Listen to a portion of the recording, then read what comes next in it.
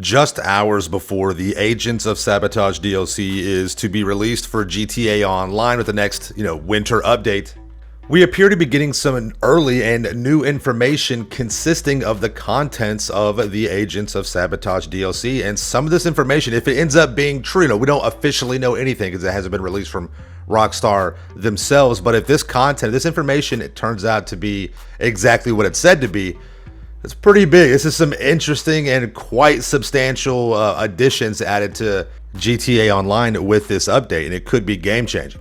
Now, the information comes to us from Kirk McKean. He is a writer at SI.com, and the link to this article will, of course, be in the description down below. Now, in the article, Kirk talks about some of the new features, including the Darnell Garment Factory.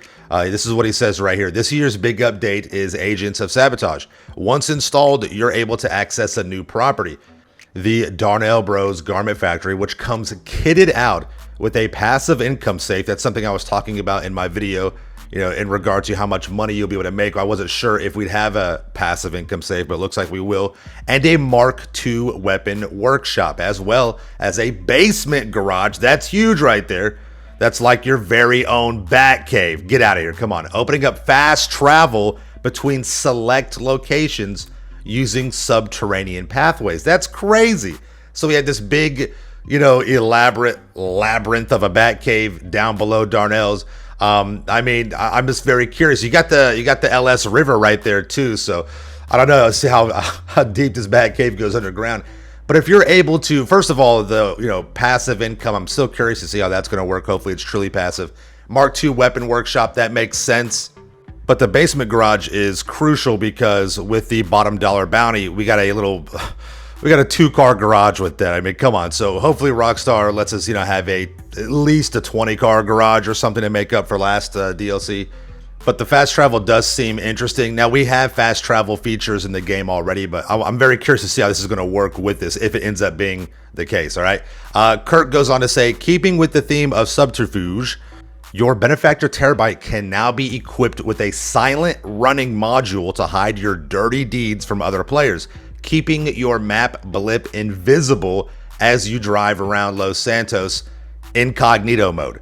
Managing stock and supplies from the new master control terminal. When you are spotted, there's a missile lock-on jammer to stop incoming ballistics before they hit 2. As is tradition, it's going to be a big one. There's plenty more coming, including new vehicles, holiday events, and all new siren options for patrol vehicles. But you'll have to wait for tomorrow's Rockstar Newswire for all the details. Again, Kirk over here dropping some big old bangers, okay? I mean, he's dropping some A-bombs over here. So we're getting a off-the-radar mode. Basically, just as long as you're in the Terabyte, that could be an issue. I could definitely see some glitches coming from that. Off-the-radar God mode, Giga Chads everywhere in Los Santos for the next couple of months. Great. Good times. But yeah, another master control terminal, a mobile master control terminal it appears to be. And the Terabyte already had pretty good defensive capabilities. Now it looks like adding on top of that, stacking those defensive capabilities with it. So not mad at that. But yeah, and then something else that I appreciate is that it looks like the DLC will have a lot of side stuff to it, scavenger hunts, other little things, and that's good. I do like that. It's obviously going to be a lot of drip-fed content, but we will be getting content for probably the next 4 to 6 months, just depending on how much they drip feed this.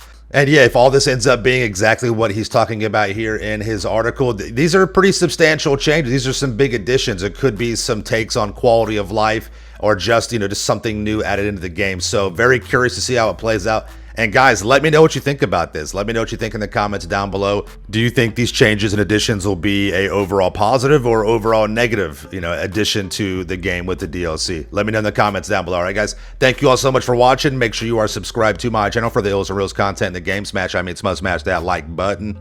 See you guys in the next one. All right, peace out. Yeah.